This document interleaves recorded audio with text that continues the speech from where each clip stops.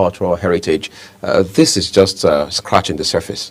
And talking about recognition, it's beautiful to see how people travel back down to Ogun State and Ijebu-Ode, and then the array of, like you mentioned, also colors, the display, and I'm excited because our Ashoke, the traditional attire, the Ashoke, is a lot of, if you watch most of the videos, you see women adorned in beautiful ashoke, and over time we're talking about the textile industry, and that's a huge contribution, for that sector, and you know how much is going to be made just for the production of ashoke, because over time, as this festival is finishing, organizers are also talking about the next festival next year, and it's just beautiful to see the planning that comes into the coordination. For me, the highlight will be the coordination, how coordinated these people are. It's the coordination, the seating arrangement,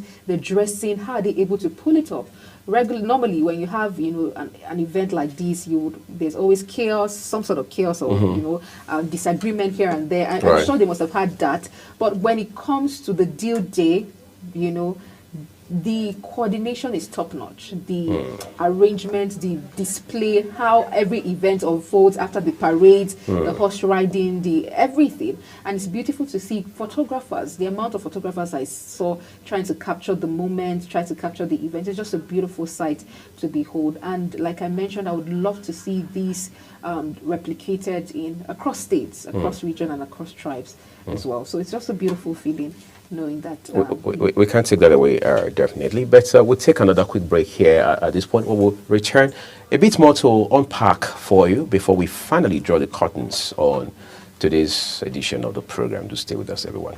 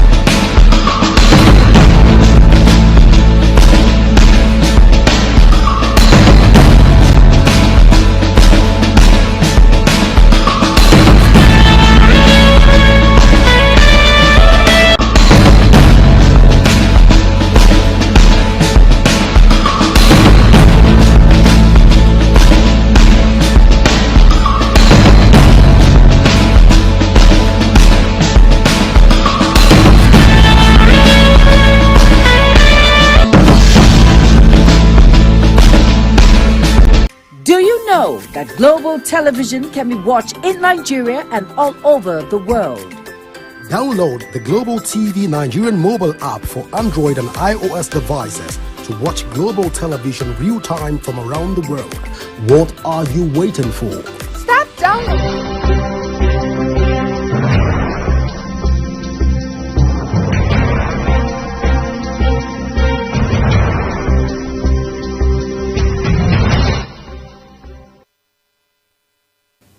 Now let's go international for a beat, everyone. President Donald Trump has been cracking down on a protest that has been burgeoning in the city of Los Angeles, that's somewhere in California. Now, the protest, we understand, is about, or is a reaction to the crackdown of the Trump administration using ICE, that is ICE, all right, Immigration Customs Enforcement, all right, which is, of course, an entity of Homeland Security, to check illegal migration into the U.S. So it's not surprising that since President Trump came into office on the 20th of January this year, there has been a series of crackdown on schools, places of worship, especially churches across the country, including in a place like New York, where you're supposed to have this so-called sanctuary city. Some persons have even wondered, how is it that Mayor Adams, that is the mayor of New York City, who is, interestingly, a Democrat, has thrown his weight behind a Republican president who has been seen by many as a non-immigration friendly president. Of course, people say, well, that's typical of the Republicans, part of whom Trump is. But the question is, why do people migrate or immigrate in the first instance? Look at Nigeria, for example. As we speak now, there are people who are on their way out of this country to wherever, Europe, Asia, the Middle East, continental America, wherever it is.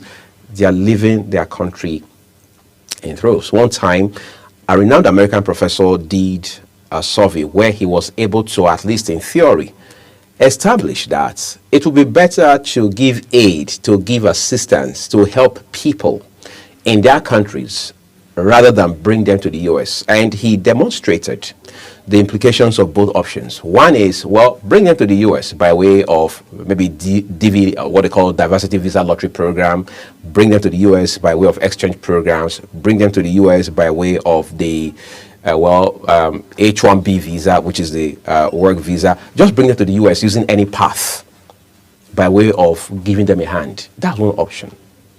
The other option is take that help to them in their respective countries, especially for the so-called global south. But, well, the question is, has any of them really worked? Because no matter what option you adopt, what foreign policy measure you put in place, whatever rail guards you establish, we still realize that people are coming into the U.S., whether it's through the southern border, through California, Mexico, Texas. Of course, those are the people coming from Mexico, or those who are leaving Nigeria, other parts of West Africa, across the entire African continent.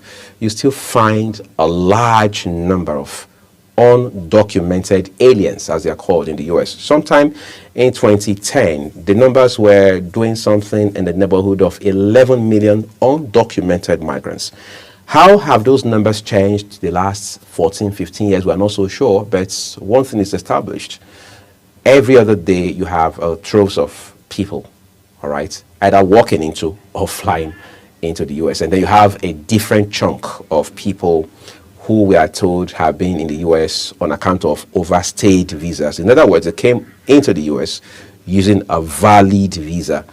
However, those visas are now expired, yet they remain on the U.S. soil. But again, we have to domesticate this conversation, because back at home, for example, we have seen people who have come out to hold seminars, people who have, well, also done a thread or several threads on social media as to why people shouldn't leave Nigeria. They've talked about how that, yes, things may be tough back at home, but Nigeria is a blessing if you know what you're doing, if you let your head down, if you harness your God-given potential, if you know what steps to take per time, if you're patient enough. But while I think that people are fleeing Nigeria for greener pastures and all of that, people are also fleeing for safety. That's a conversation we'll delve into some other time. Right. not only in Nigeria, people fleeing for really security of their lives and that of their children, but in other parts of the country, people are fleeing from violence. And you'd agree with me that President Trump's immigration policies has sparked conversations, even lawsuits. Right. Because several of them. Because yes, we're looking at the human angle. How humane are these policies? Usually, the focus of arrest usually used to be around people who pose as threats to the U.S. But now it's beyond that. Just people are just being arrested and deported regardless. And so, but we must. While I think that these rules are becoming more stricter and are becoming, to an extent, inhumane, I also think that is a call for other countries now, African countries or countries basically, to, particularly Nigeria. Why are people fleeing greener pastures? Now let's revisit that conversation. Greener pastures, particularly our medical doctors, people in the health profession. The state of the healthcare system in Nigeria is nothing to write home about. And our doctors are fleeing because they're looking for better work experience. A system that includes them, that protects them, that assures them security, where they're well paid. Let me give an instance. A doctor who is running shifts, our hospitals are understaffed. You find a doctor who has been working since Monday. Today is Tuesday, or you find a doctor who has been working round the clock for 3 days, and he goes home to rest, and there's an emergency he can't attend to. People are all over the place, they're shouting, because they see the doctors are careless. But this man too is a doctor who needs rest. Right. Who, has a family. So we need to pay attention, staff these people, and even when we have staff in various hospitals, they are underpaid. The nurses, let's not even talk about nurses who are unregistered, who are not properly trained. They call them the auxiliary nurses. The auxiliary nurses, yes. Or nursing assistants. Online, and all of that, and carrying out major procedures on people, and recommending medication for critical ailments. Ailments, and then there's no regulation on all of that. That's what is the healthcare system. We need to fix it. Why? We need to ask the question of why are people migrating? Why are people leaving the country? Some people are even living under very harsh conditions. I saw a video where somebody was trying to leave for Italy in a ship or somewhere, I think it was the back of a ship or something, somewhere around, and then people, that video was really very sad.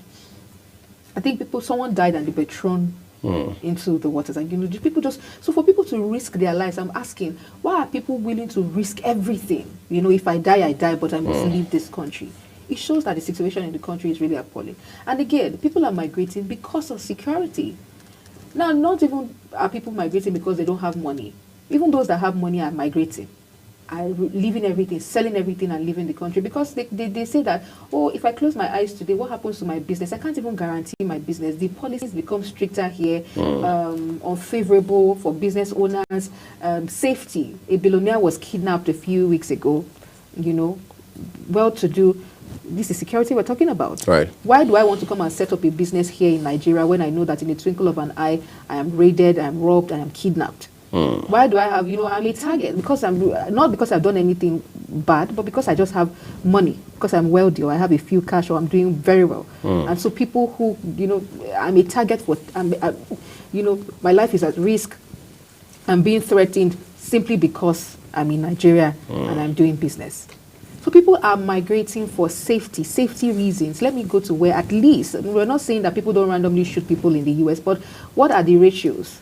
How often do these things happen? How often is an entire community raided by headsmen and bandits? Gunshot and bloodshot everywhere. So people are running, first of all, for safety, better environment. People are tired of, the very, very, very minute reasons are the reasons why people are migrating. I don't even like to see Nigerian police on the road, and so I live in the country. It's funny, but this is the truth of what is happening. Educational system, the strikes. You see, I'm glad that you're you're highlighting these issues one at a time. Let's even talk about the educational system. Exactly. First of all, maybe we take off from the point that President Donald Trump is doing everything possible now to, as it were, cut off the arms of Harvard University. Right? He's now saying that, look, henceforth, we are putting an embargo or placing an embargo on your ability to, as it were, admit international students. Of course, as you and I know, Harvard University is one of the most prestigious universities in the world. All right, and Harvard has done a whole lot of work in terms of research across different fields. It has produced some of the brightest minds across different sectors and spheres of influence and what have you. That's one problem. Now, when you look at that, one would have thought nations on the continent of Africa, because charity must begin at home, would use it as a basis to reevaluate the education system. One, what quality of graduates do we churn out? When we had former President Jonathan as president in this country, we were told back in the day, 2011, 2012, around that time, that we're doing like 300,000 graduates every other graduation or academic cycle. Now, those numbers have skyrocketed, jumping right through the window, right? So what are the numbers that we're not so sure? But let's just say for the purpose of this conversation, we're putting that number at 500,000 students, graduates. Now, that's not even the problem, because one would have thought, yes, even though the labor market is shrinking by the day, but they are potentially a blessing. The problem with that is statistics are not saying to us that over half of those graduates are unemployable. Now, let's be clear. We're not saying they are unemployed, which is one conversation. They're unemployable. Exactly. It is a different kettle of fish when you say they are unemployable. Skill and capacity. Exactly. They don't have that. So it's the reason we're now saying, let's double down on soft skill. Let's build practical skills, whether it's tailoring, whether it's hairdressing, whatever you can do extra, whether it's tech, for example, find the discipline to do that. Now, I saw where somebody posted something. I don't visit Facebook very often, but once in a while, I try to, just get some return on investment of time there. And somebody said something incisive and thought-provoking. He said, look, if you can wait 4 years, sometimes longer, depending on how many closures you have in between your degree days, to earn a paper, I mean, that's what it is. It's a paper until it makes sense here and then you're able to put it to use by way of deployment.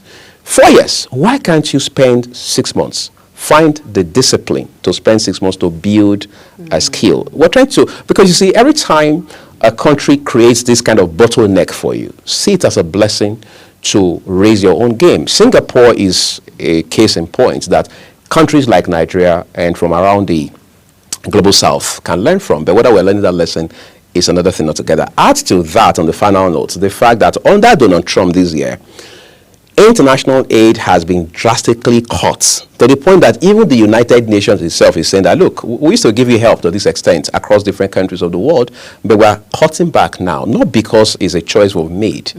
The circumstances have constrained us to do that going forward, because we are also now disadvantaged in terms of resources, in terms of funding and things like that. So the question is, how will African countries, including Nigeria, respond to this reality? That's a big question.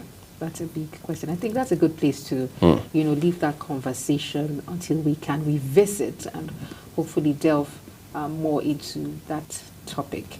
Well, this is where we draw the curtains on Global Morning. It's been an interesting ride throughout all our segments.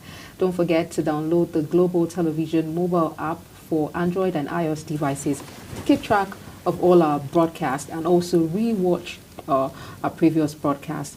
And you can follow us across all social media platforms using @Global TV NG and other handles now showing on your screen.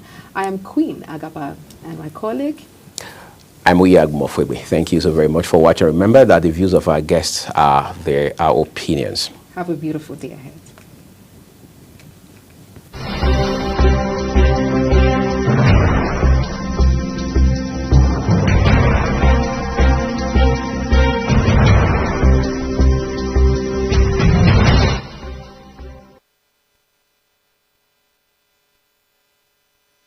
Welcome to Global Morning. Death toll from flooding. Most time our politicians just bring in policies too, for sure. If you don't say, we have several more stories. The legislature was carefully crafted to 22.2% inflation rates as of April this year. What does that say about where we are as a country? I think Nigeria has resorted to being resilient. Before you call the police station, before they even leave, they take permission from I don't think there's really anything on ground to improve. We struggled as a strike. Minister of Education volunteered and said, give me 2 weeks. It was a lie. The president never gave me any deadline.